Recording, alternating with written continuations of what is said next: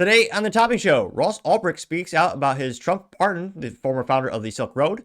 Trump gives the ATF, DEA, and U.S. Marshals the ability to arrest illegals. Yet another Chicago teacher threatening ICE agents goes viral. Trump also roasts the Bank of America for banning conservatives while claiming that they want all the business. The legendary Dodge CEO Tim is back, and people are wondering, can he bring back the good old HEMI and the V8? Honda is also working on a Type R EV, and Lexmark printers are being recalled because they tend to burst into flames. All of that and much more on The Topping Show.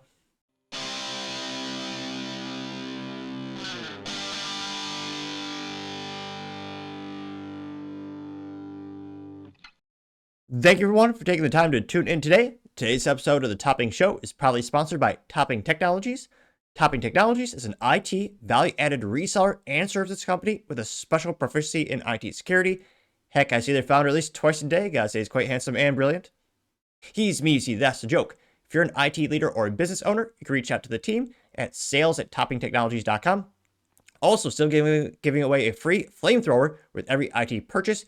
Yes, it does come with a fun Picatinny rail adapter, so you can mount it to any standard AR-15 like all awesome accessories can be. Go to toppingtechnologies.com and click the flamethrower button to learn more, or click the URL in the video description below.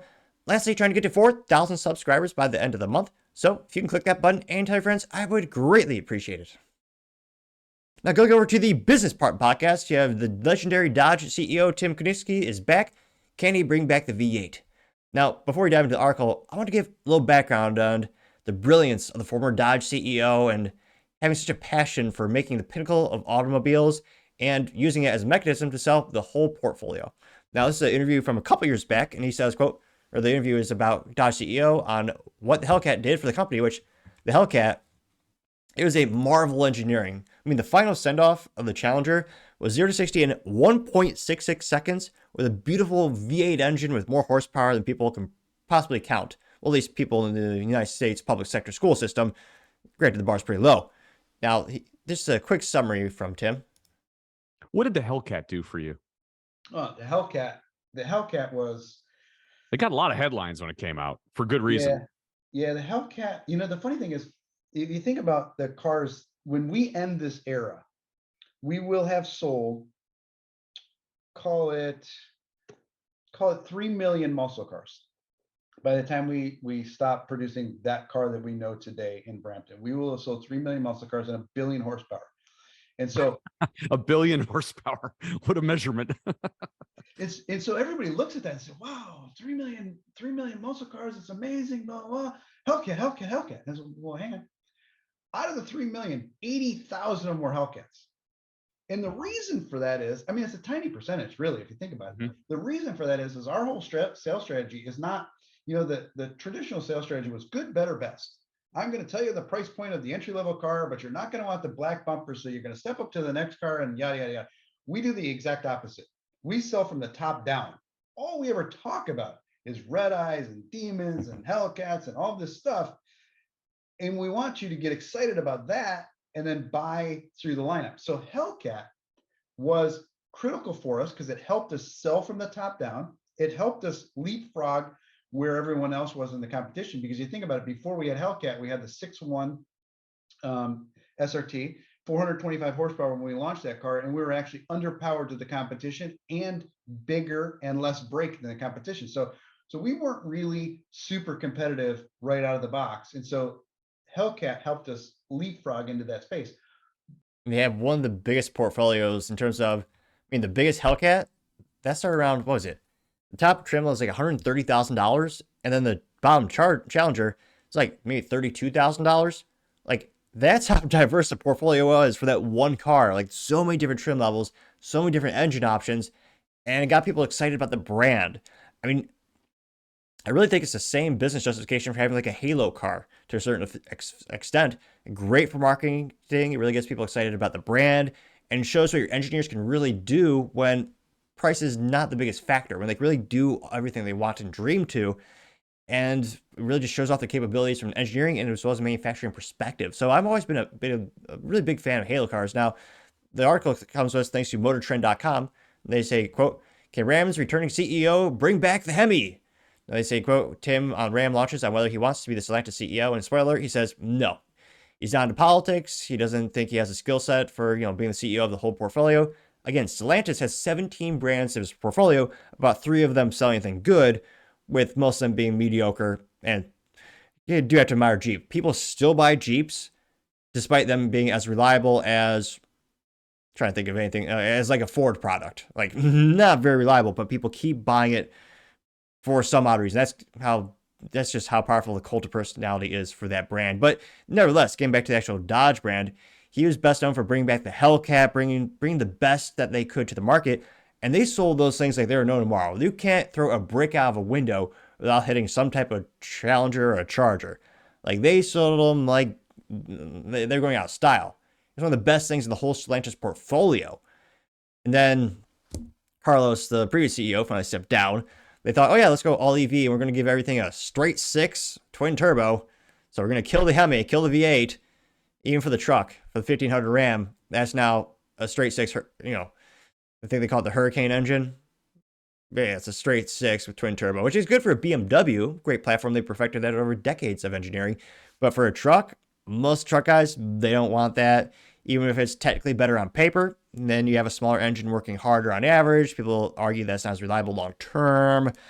And a lot of people are wondering, can Tim come back? Can he save the V8? Can he save Stellantis? Or can he save Ram? Now, diving into the article, they say that, quote, when petrolhead Tim returned to Stellantis and his old role as Ram brand CEO, having retired in previous June, the most asked question was whether he would bring back the HEMI V8, which, again, is a whole brand identity for Dodge.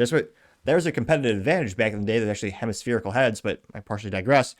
And they wanted to know if he could bring back the HEMI V8 that was dropped from the 2025 Ram 1500, which, yeah, again, the Chevy 1500 and the Ford F-1500, both of those still come with a V8 because they know they respect their customers. Now, the storied engine was dropped in favor of the Hurricane family, which partially for just cost, because then pretty much every vehicle in Stellantis portfolio has that straight 6. So again, save a lot of money, just use the same engine and bolt on different shocks and body panels.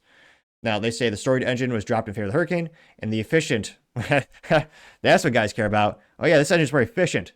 Right. What about more reliable? That'd be kind of nice. Or, yeah, they say that the twin turbocharged inline 6 is part of the refresh of the 5th generation light-duty full-size truck. They note that the answer is not as simple and won't be answered until the botched launch of a new 2025 Ram 1500 is fixed, and Tim can get some real-world data on sales of the inline 6 and whether the loss of HEMI is to blame, which, yeah. They say, personally, the man associated with muscle cars like the Dodge Demon loves the HEMI, he tells Motor Trend in an interview, but as a prudent executive, he says he knows he has to be realistic. He says, quote, if I'm honest and objective and not being myself, if I look at the T6 versus the HEMI, the T6, aka the Hurricane Inline 6, is a great engine, a far superior engine to the HEMI. The one place it falls short is sound. To make a humongous bet on investing to restore HEMI based on sound, he would need some compelling data to show the market that they actually want it. So again, if you want to send a clear message to Stellantis that they should make V8s, tell all your friends, no one buy a 1500 truck from Ram right now. Because again, right now it's just coming with the straight 6. Take that money, buy a Chevy or buy a Ford. You might not get very far in the Ford, but nevertheless, it will run some of the time. And they say, quote, the executive does not have the data yet because the updated Ram 2025 Ram 1500 launch has been a mess. The full range of the full-size light-duty truck was supposed to launch in June 2024, which is when he left. He says, quote, we should have had a full range of the truck out volume last summer. Here you see one of the Rams over there. Ironically, there's a commercial for a Rivian. Kind of funny. Scrolling down here. There you see one. They go the Ram going off-road there. They say that the Ram 1500 is still a mess. That is still not happening. The truck is not yet in production at the Sterling Heights assembly plant. The trucks rolling off the line don't have all the tech that they should. We don't even have all the trim lines out that we should have, Tim says. He also elaborates, saying, quote, we still have less than 2 weeks supply of RHOs, less than 1 week supply of tungstens. We're struggling with all different trims. The result is a light-duty truck sales are down 30%. Geez, Stellantis. Yeah, no wonder Carlos stepped down. Again, they said you're going to fire him in a year, but he stepped down earlier. Yeah, this company's a mess. And geez, 30%. When he gets more trucks to market, Kuniskis said he will better be able to gauge whether the loss of the HEMI is an issue. Until that is fixed, I don't know. If sales are still down 20% after the launch is fixed, then he could have a clearer picture and the impact of losing the HEMI, which again, send them a clear message. No one buy a Ram 1500 right now.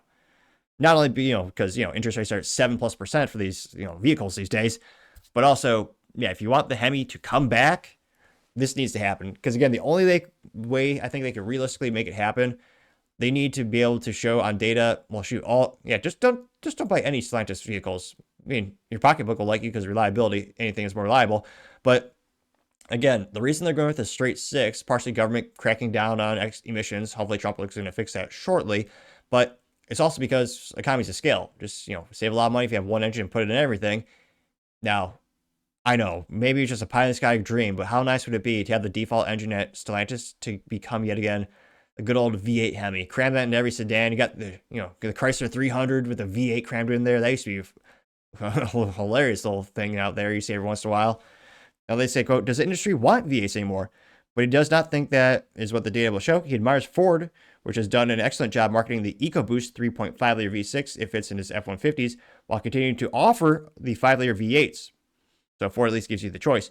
Even with a choice, the take rate for the V8 is only 25%, he says. He looks at the growth of the Toyota truck sales, which also ditched the V8 in the last generation. Not a great thing to compare to, considering, Toyota accidentally allowed machining debris to fall into the V6 that was being assembled, and they had to recall all their V6 engines, which is not good for Toyota trucks who were already under scrutiny for dropping the V8 years ago. Now they say the industry has a V8 take rate of about 30%, largely because GM is heavily reliant on the 5-liter and the 6.2-liter V8. Tim says, personally, I would love to have a HEMI, but does the marketplace want it? I don't know yet because I haven't fully launched this truck. If I fully launch this truck, I still have a gap, which I will be scrambling to bring back the HEMI maybe if I can convince everyone that is still going to be okay with our compliance team. Ugh. The other unknown is the changes to emissions regulations under the new Trump administration. Yep. And again, it's a twofold attack on freedom, aka the V8. Not only do you have emissions standards where you have a fleet average, you can't have too many bad things come out of the tailpipe, unless you're China or India manufacturing stuff. But they also have the EPA, you have to have a fuel economy average. So you have to have an average mile per gallon of your fleet. That's why these companies are pumping out EVs. It's not only because there's customer demand, there is some, but it's also because of heavy government intervention. So it's one of those instances where, regulation is kneecapping the auto industry left and right. They don't make vehicles for us, they make them for the government, or rather to the government's compliance and standards, which is disgusting and disappointing. So we'll see if Ram is able to bring it back. Again, I'm pretty confident that Trump's going to rail back a lot of these regulations that are kneecapping, especially the traditional big three automobile companies, aka Ford, Chrysler, well, now Stellantis, as well as General Motors. And again, Tim's got the pet. He has a great track record. I hope they bring back, actual muscle cars, put a HEMI into the Charger so it's not a straight 6 or an EV. That I think would be great. But let me know, do you think it's just nostalgia? Do you think the overwhelming consumers, if they had the option, would, pick to have a HEMI, 1500 with a V8? Or would they stick with the turbocharged straight 6? Let me know your thoughts, because as always, be fascinated to hear what you have to say. Other interesting business news, you have Honda confirming they're working on an EV Type R, which is, the most, it might be the dumbest thing I've heard in the auto industry in years, perhaps even decades. Now this comes to us thanks to MotorTrend.com, specifically Andrew Beckard, who says, quote, can electric Honda Civic Type R be any fun? Honda confirms it's working on building a Type R EV, but it's harder than you think. Well, yeah, because you're making crap. Now, there you can see the nice, Gen 11 Honda Civic Type R in white, which, again, looks pretty good. I wish it was slightly more angular and slightly more different than the standard Honda Civic. It's a little bit different, don't get me wrong, but for $47,000, I'd want a little more differentiator. Granted, you can still see those nice, ginormous Brembo brakes featured there. But, yeah, the same issue that Porsche's having in terms of trying to make a fun sports car, small EV, is terrible. Well, not only you can't take it to any track because the tracks don't have track insurance or the right fire suppression technologies to actually, extinguish the flames when they do inevitably burst into flames. But also, you really can't recharge your car between lap sessions. You can take about 30 seconds to fill up the tank with gasoline. That's pretty easy. But yeah, for recharging an EV for like a track weekend, again, we may very well have magical technology tomorrow, but with the current technology we have today, it doesn't happen. That's why it's a crap idea. One of the reasons it's a crap idea. Also, the rate distribution, Porsche still can't figure it out right. That's why they're still struggling with the Cayman replacement, which is supposed to be an EV because of European Union regulations. Now they say, quote, do we live in a universe where an EV would be worthy of the Honda Civic Icon's Type R badge? No, we don't. We should add an article right there, but it continues. They say, quote, the Japanese automaker is wrestling with that question internally right now. The deciding factor is if Honda's engineers can figure out a way to bring the Type R soul to an electric vehicle. So you're going to try to take something. Oh, it seems so weird. You can't put a soul into a soulless EV. Again, EVs have their place. They have the Rimac. They have, the fastest car in the world. Yeah. But again, the soul and the idea of like the Honda Civic Si or the Type R, or like Mazda Miata, it's all about the fun experience. It's downshifting into a corner when you're at the track. It's not about top speed. It's not about the 0 to 60 time. I mean, that used to be the things people lust for in sports cars.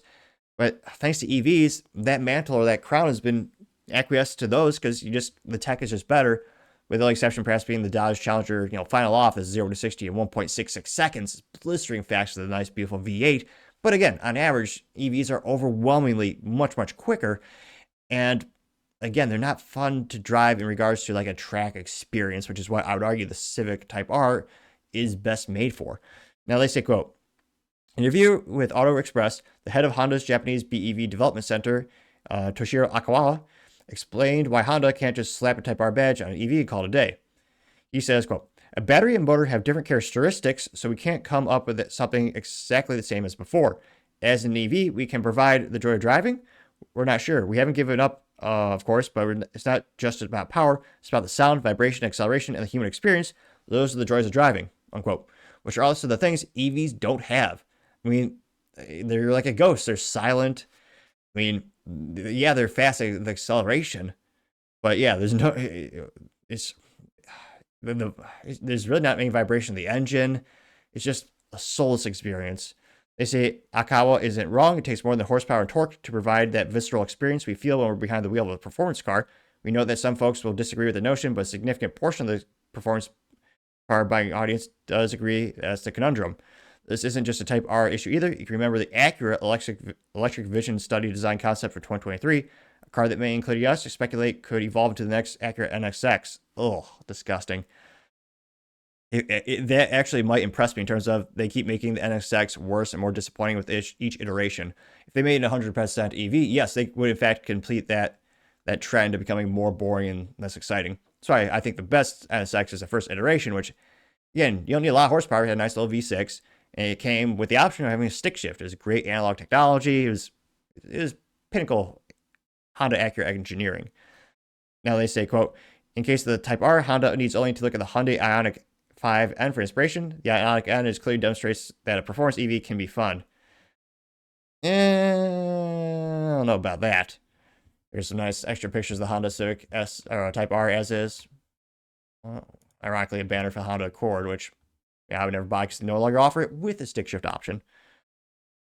So we'll see if they actually go through with this. But again, Porsche's trying to do the same thing, partially because the government is kneecapping them, saying you have to make EVs, so you're going to have to kill the Cayman.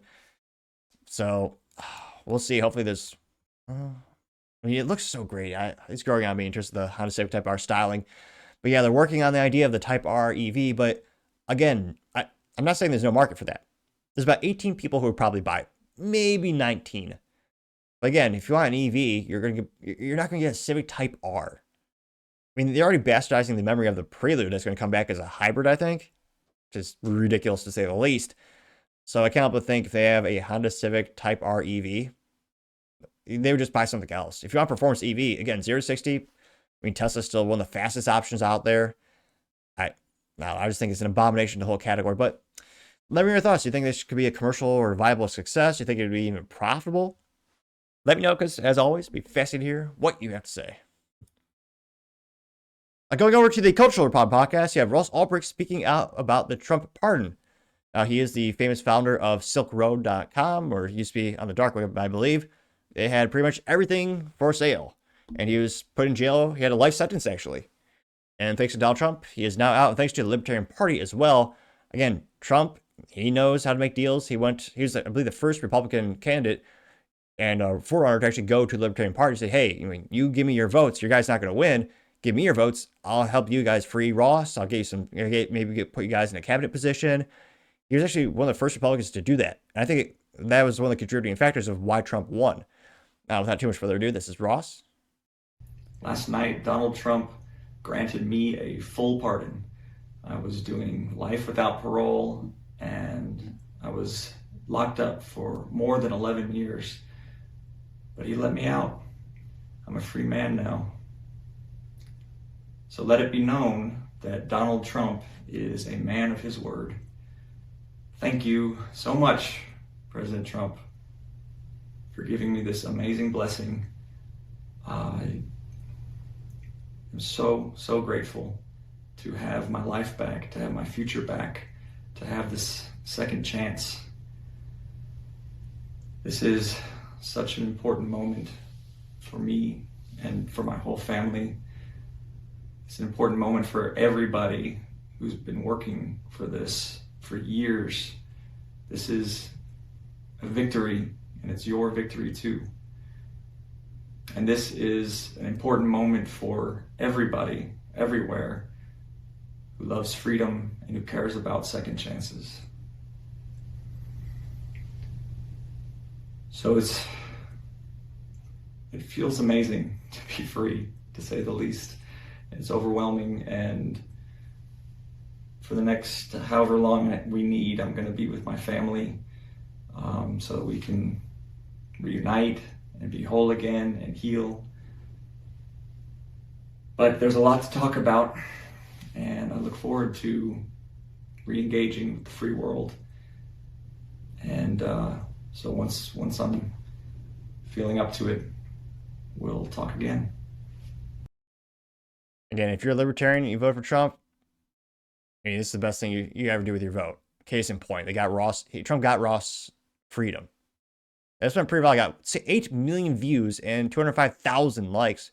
With first comments coming from Matt Walsh saying, quote, Trump has done more good in the first 4 days than Biden has in 4 years, getting 3.4 thousand likes. Which, fact check true, granted that bar is pretty darn low.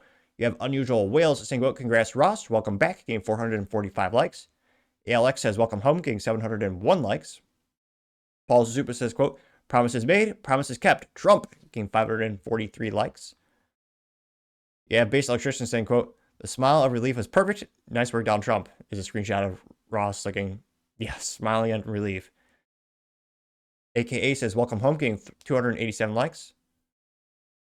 Declaration of Meme says, welcome back, Ross.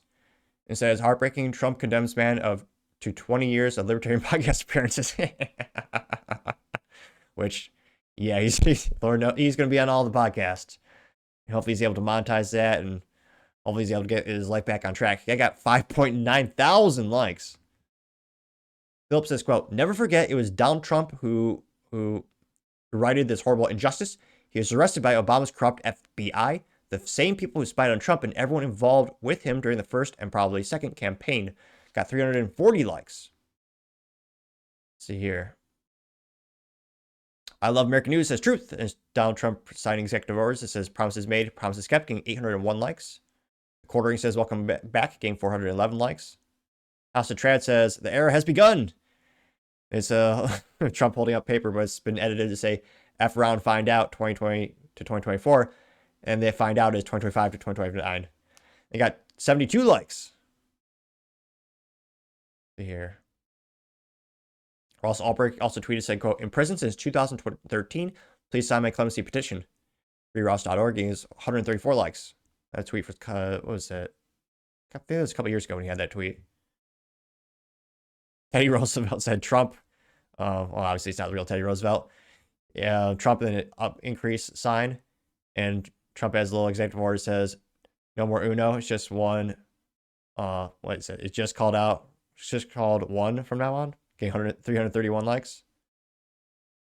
American Unity Caucus says, quote, welcome back, Ross. It says libertarians after Trump is freed. Or sorry, dyslexia perhaps. Libertarians after Trump freed Ross. And it's Elon Musk jumping in jovially, jumping up and down, getting 107 likes. Let's see. Magnodian says, quote, glad you're out, Ross. Get your crew to rally around Trump and his agenda. No income tax. More than half of your crew booed Trump. Let's rally, make America great again. Getting 335 likes. Let's see here. You have the Vince McMahon meme from Dave Benner. It says Trump promises to commute Ross sentences. It says Trump gives Ross Ulbricht a full pardon. It says Trump calls Ross prosecutors scum and lunatics. Getting 1.5 thousand likes. Yep. That's great. Hopefully, it's a couple pictures of Joe Rogan. Hopefully, he does go on the Joe Rogan podcast to tell a story. But yeah, great news. And again, Libertarian Party is I think it's one of the biggest contributing factors of why Trump won the recent presidential election. And it's great to see Ross free after all these years. Let's see. With one more. VK says, "You are free. We knew that President Trump would keep his word." Okay, 418 likes. And I know, obviously, Ross is really big in the libertarian community. Out of curiosity, have you ever heard his name before? Did you realize who he was and how he's entrapped? Let me know your thoughts, because, as always, be fascinated to hear what you have to say. Other interesting cultural news, you have a Chicago teacher threatening ICE agents. Reason number 9,735,438.5 to not send your child to a public school. These teachers seem to be more and more lunatics. But that's just me. This comes to us thanks to Libs of TikTok, in which she says, quote, "Unhinged Chicago teachers threatens ICE agents, says she has a plan and escape routes if ICE shows up at her school." Which, I was going to say, a little redundant to say unhinged Chicago teacher. I mean, I think it's safe to assume most of them are radical leftists, if not wholesomely inept. I mean, shoot, I went to the public school system in the Chicago suburbs, and geez Louise, look at my speaking ineptitudes. I can barely get a sentence out sometimes. Now, without too much further ado, of course, she has the crazy eyes. Interestingly enough, though, she does not have short purple or blue hair, so I'm a little surprised in that regard. But thankfully, it's only about a minute and 12 seconds, so not too long, though I'm sure it will feel like an eternity to us. ICE in Chicago with my students? No, for real, I've gotten a whole bunch of messages from people, like, and I'm so appreciative of you, but baby, it would never. You think I'd be scared of you trying to come up in my school? You don't think I already have a plan and a backup plan? Now, for those who can't see, she is a woman with no less than 3 chins, wearing a sweater and sitting on a couch, which presumably because she doesn't have the energy to stand, yet alone the physical fitness. 56 doors in the building and 17 routes on how to get to each one. And backup on backup on backup of contacts to make sure that their parents aren't the ones showing up. I mean, no offense, the district can give us training on what we're supposed to do over and over and over again, and they have, by the way. But I got my own plan. Because there's no way. There's no way. Yeah, ever touching one of my kids. Ever. Never touching one of my students. And never. Hello, God. Someone needs to talk to you, because that's who you're going to talk to first before you ever touch one of my kids. Because I don't play about mine. And never have. And if you've been around for a while, you know that. Baby, I've written a manifesto up here on what I would do. That's nothing. That's not something you hear from a lot of sane people. Yeah, that's not really something you hear at the end of an average conversation with your friends. Oh yeah, I wrote a manifesto. That's a pretty rare thing to hear. Usually not a good thing. Though I am surprised she apparently does have the ability to write words, which I thought was below her intellect. Now, this went pretty well. I got 2.3 million views as well as 30,000 likes. And of course, yet another sanctuary city going to try to not allow the government to do their job, protect our borders, or, make sure you don't have people who aren't supposed to be here. And let's look at the comments. Maybe I'm alone. ICE in Chicago with my... Sorry, I know perhaps only her voice is more viscerally disgusting than mine. The bar is pretty low, but yeah, maybe I'm alone with this assessment. Maybe everyone in the comments is saying she's brilliant and an intellectual, and they agree with her. Probably not, but let's dive into the comments right now. You've got Paul Zupa saying, quote, "Chicago has a lot of its big problems. This woman is one of them." Gave 1.3 thousand likes. Yeah, record crime, businesses leaving left and right. I still haven't heard a single example of a business or person moving to Chicago, or yet alone the whole state of Illinois, in the past couple of decades. But I'm sure, like the Chicago Bears, they'll be good next year. Haha, sports pun. They haven't been good in decades, just like the state of Illinois. And yes, I'm mispronouncing it on purpose, just for spite. You also have Gunther Eagleman saying, quote, "Time to arrest and examples to be made." Getting 1.6 thousand likes. Cash Loren says, quote, "Liberal women are so nuts they're admitting their crimes on video." Getting 53 likes. Yep. Valentina Gomez says, quote, "This teacher is very fat. The only thing she can escape is a diet or vegetables." Getting 4.4 thousand likes. I mean, that might be one way for the ICE to actually combat these woke teachers. They just bring a 2-pound bag of carrots from Walmart with them, and then when the teachers try to do anything, just throw the carrots at the teachers, and they'll visibly just run away because they're so scared of a vegetable. That might very well be the most peaceful way to protest or combat some of these leftist teachers. Just bring carrots and throw the carrots at them, and they'll just run in fear of a vegetable. Now, you also have anti-woke memes saying, sounds like a crime, getting 226 likes. Though a little disappointing because they did not, in fact, respond in meme form. You also have, let's see here. Courage is a habit, saying, quote, update, this mouthy lunatic that said she would stand up to ICE couldn't even stand up to us. As this is early morning, she's deleted both videos about ICE. We don't let her off the hook. The only way you can change the culture is to expose, humiliate, and ensure these people don't get more their jobs. Looks like, dang, she got 1 point. Oh, man. I'm going to say, what am I doing with my life? That teacher got 1.1 million followers on the TikTok. Jeez Louise. Not to brag, but I almost have 4,000 subscribers after 2 years on the YouTube. Slowly but surely getting there. Let's see here. Courage of a Habit says, quote, update, this lunatic teacher were discovered is her name is Christina Srog. Srog, S-R-O-G. That's perhaps the one name worse than Topping. Her name is Srog. Now, she says, quote, she got mad at pushback and she was getting and implicated her boss. Is her boss the principal of LaDonna Williams? What's she saying now? But regardless. Oh, I'm sorry. I should put in a visual disclaimer because, of course, it's another video of her. It's not pretty. But regardless of it, I don't care who you're talking about when it comes to my students. The fire that's burning right now is ICE. That's not happening. It's not. And honestly, regardless of what anybody has to say, they'll never make it to my room. Because my boss stands 10 toes down, because I talked to her about it today and how I made a video because I felt like I should stand my ground and say something because I have the platform to do so. Also, bad metaphor. She says ice is on fire. I mean, you can put gasoline on ice cubes, but they still won't actually combust themselves. Ice can actually never be on fire. So she fails on metaphors in many regards, as well as, eating vegetables or, being in any form, shape, and physically in shape. So why it's hilarious to think she would try to, stop anyone. It just wouldn't happen.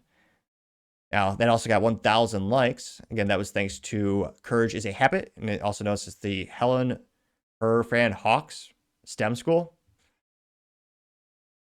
Britt says, white liberal women are the most dangerous, confused animal on earth. Yeah.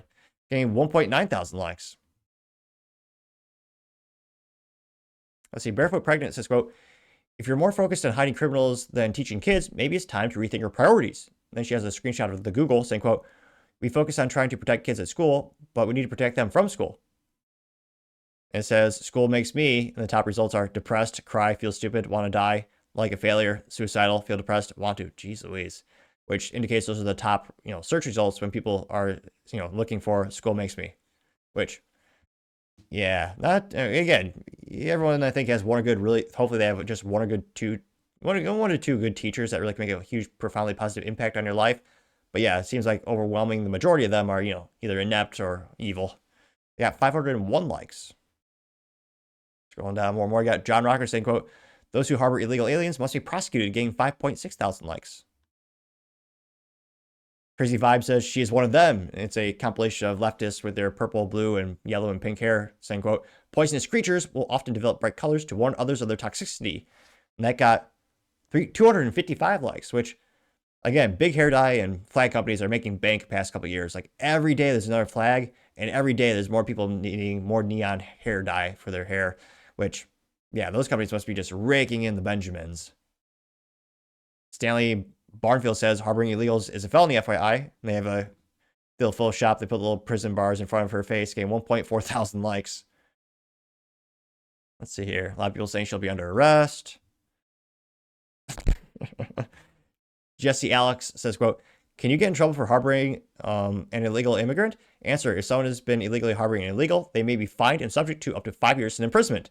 Then they have a gif of, the Piggy from the Muppets in prison, just walking back and forth, which would be probably more exercise than that girl ever got in her life. Getting 130 likes. See, scrolling down more and more, you have World Hall of Fun saying fire her and deport her. Wow. They're saying fire her and deport her to Pakistan or Bangladesh along with the illegal aliens. Getting 275 likes. It's a unique idea. Bill Hill says the fact that they feel comfortable posting videos with evidence of their planning for criminal behavior just shows they have no idea what they're dealing with. They'll be arrested and prosecuted. We have to bring law and order back. 1.4 thousand likes. Granted, while Biden was in office and Harris was in office, they probably would have been given awards and accolades. They would never face any prosecution. I mean, we've seen it time and time again. Leftists getting away with the law, or breaking the law, rather. Now, perhaps sanity is back in the White House. Maybe we'll actually see some of these folks getting prosecuted. And we'll do one more. Thug Life simply had a screenshot of her with the crazy eyes, which they always seem to have. I don't know why. But yeah, let me know. Do you allow your kids to go to public school? And again, if you had all the money, is it a money? If money was not an issue, what would you choose? Public school, private school, or homeschool? Lord knows I wouldn't send them to any public school these days, especially in Illinois. But let me know your thoughts, because as always, be fascinating to hear what you have to say. Now, going over to the political part podcast, you have Trump giving the ATF, DEA, and U.S. Marshals the ability to arrest illegals. Now, this comes with thanks to Nick Sorter. Says, quote, President Trump is now given the ATF, DEA, and U.S. Marshals the ability to arrest illegals per the Wall Street Journal. This instantly added the almost 10,000 new federal agents to the deportation squad. They're all going back. Fire emoji. This got 34.8 million views and 25,000 likes. One of the first comments coming from Kelly Aldrich saying, quote, kind of interesting he had to give them this specific authority. Glad he did it, though. Getting 1.3 thousand likes. Yep. Which is, I'm a little conflicted. I might have to change my previous statement because the ATF might actually do something good for once in their existence by deporting illegals. I didn't think it was possible for them to do any good at all. Granted, I still think they should be disbanded since most of the things they do is unconstitutional, like disarming Americans from their God-given right to, keep and bear arms. Now, you also have Paul Zupa saying, quote, I'm loving the videos coming out of ICE arresting and deporting illegals. Feels good, man, getting 475 likes. Base Electrician says, quote, hopefully it doesn't take the ATF 405 days to deport someone, considering that's how long it takes to get my silencer tax stamp approved, getting 88 likes, which that's a record. I've never heard of a tax stamp taking that long. I think my record was 9 months. And don't get me wrong, it's probably just because they're wholesomely inept. I also think corrupt in terms of they don't want us to have our God-given rights. But yeah, these days, again, not legal advice, but if you buy as an individual, which 42 states do allow the ownership of suppressors, if you buy as an individual, it's taking on average a couple of days, a couple of weeks. If you buy via a trust, aka a trust has it, so if you die, your family gets the item and they'll get taxed on it a second time, as opposed to an individual, your family had to pay the tax stamp. But a trust still takes between 6 and 9 months. For him to take, that long, over a year, that's criminal. I'll also give him a like. Cash Lorenz says, deport every illegal immigrant, getting 60 likes. Going down more and more. Sean says, we replace the ice cream brains with the president who will make America first, getting 115 likes. Donna Davis says, they've begun and now expanding, deport every illegal alien. It's a bunch of airplanes that says, let the deportations begin, getting 436 likes. Getter Kraken says, more of this, please. It's a Photoshop of someone being shot out of a cannon, and the CNN news article has been, or headline has been photoshopped. It says, outrage as Trump unveils deportation device, getting 55 likes. Proud Deplorable says, the chess master is an AI picture of Trump playing chess, getting 329 likes, which, and again, an overwhelming majority of Americans all believe that we need mass deportation. Now, it'll be interesting to see the logistics and how conceivable it is. There's a record number estimated between 11 and 20 million illegals in the United States. So it'll be interesting to see how it actually gets done. But let me know, what percentage of illegals do you think Trump will be able to successfully deport? Would it be 20%, 50, 70, 80%, even 100? Let me know your thoughts, because as always, be fascinating to hear what you have to say. Other interesting political news, you have Trump roasting the Bank of America for banning conservatives when they claim they work with everyone. Now, this comes with thanks to Steven Crowder, and obviously the Louder and Crowder show. He says, damn, President of the United States just destroyed Bank of America CEO Brian at the World Economic Forum. You've done a fantastic job, but I hope you start opening your bank to conservatives, because many conservatives complain that the banks are not allowing them to do business within the bank, and that included a place called Bank of America. They don't take conservative business. And I don't know if the regulators mandated that because of Biden or what, but you and Jamie and everybody, I hope you're going to open your banks to conservatives because what you're doing is wrong. Yep. Jamie Dimon being the CEO of JP Morgan Chase, which famously debanks pretty much any gun store you could possibly think of, which sucks because then you have to move your whole business. But yeah, I've known a couple individual mom and pop gun stores as well as e-commerce firearm companies that, yeah, once they get to a certain level, Chase kindly says, we're inviting you to go to a different bank. They try to be nice about it, but they're pushing you out and they say, oh yeah, you have to move your funds by X date before your account's closed. No pressure. Yeah, it's disgusting. And this should have got more views. Got about 75,000 views and 3.4 thousand likes.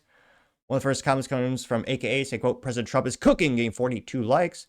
You also have SK Double Dub says, quote, he can put them all on notice. Conservatives won't be bullied anymore. What has happened in the last 4 to 6 years is disgusting. If people haven't been able to see the corruption in the establishment at this point, they are far too gone to be saved, getting 16 likes. Tiger says, I canceled my account there a long time ago, getting 7, so I get 8 likes. Yeah, any contrarian statements, not thus far. Matt says, Trump doesn't beat around the bush. He means business. I wouldn't want to be on his bad side, getting 5 likes. Amy says, President Trump is going pure savage mode. American flag emoji, getting 2 likes. The Modern Federalist says, quote, wow, a president who stands up for conservatives. What a concept, getting 7 likes. Yep. Elizabeth says, Bank of America took my home in 2008 fraudulently. Never trust them. Getting 7 likes. Scrolling down more and more. Oscar Hammer says, Bank of America is in big trouble. Getting 1 like. Kung Fu Redneck says he's going to smack down all of them. Getting 3 likes. Now, they say they're in a lot of trouble. Again, they have so many customers. Even if there's a major boycott, I don't think it'll even barely dent Bank of America's actual business and bottom line. Now, in terms of, again, discrimination in the United States, political affiliation is not legally a protected class. It might be in our lifetime, but it'll be interesting to see if that's something Trump pushes for. Because, again, legally speaking, you're allowed to discriminate on that if you're a private business. The U.S. government, if you're a federal employee, they can't. That's where you have a little bit more protections. But, again, it will be interesting to see if Trump pushes for some additional laws around this to make it illegal for them to do that. And again, with such a small number of major banks, we're talking basically 3. Again, there are a lot of great regional banks and mom and pop banks, which I would argue on average you get better customer service. But again, in terms of major banks, there's only a couple. Do you think he'll actually make it a law or an executive order so they cannot discriminate against you based on political affiliation or even perhaps by industry? As again, we've seen time and time again them debanking gun store owners and firearm manufacturers. Let me know your thoughts in the comments because, as always, be fascinated to hear what you have to say. Now, going over to the business blunder of the day, you have Lexmark printers being recalled because they may burst into flames, which oddly reminiscent of that episode of The Office where they have the Sabre printers exploding. Now, this comes to us thanks to the United States Consumer Product Safety Commission, in which they say, quote, Lexmark International recalls specialty printers due to a fire hazard. There you can see one of those little Lexmark giant printers that you see in most offices in the United States. Now, pretty uninspiring. I'm not sure who's in charge of the marketing department. I mean, I know it's just a printer, but why not have a fun, cool name? The model numbers that are being recalled are model number MS725DVN. Ah, yes, I love my MS725DVN model printer. Said no one ever because no one will ever remember that. F- for marketing, although perhaps not as bad as them bursting into flames. It also is model number MX725ADVE. So again, the 2 numbers that are being recalled are model number MS725DVN and MX725ADVE. Now, looks like these, yeah, you have another, here's the other model number. There's number 1. There's number 2. So it looks like one's kind of desktop, it's a little big and bulky, and then the other one's almost like a standalone or even bigger. It has the all-in-one, and you have the scan feature there. So it has the feature to scan, but not the feature to, work without exploding.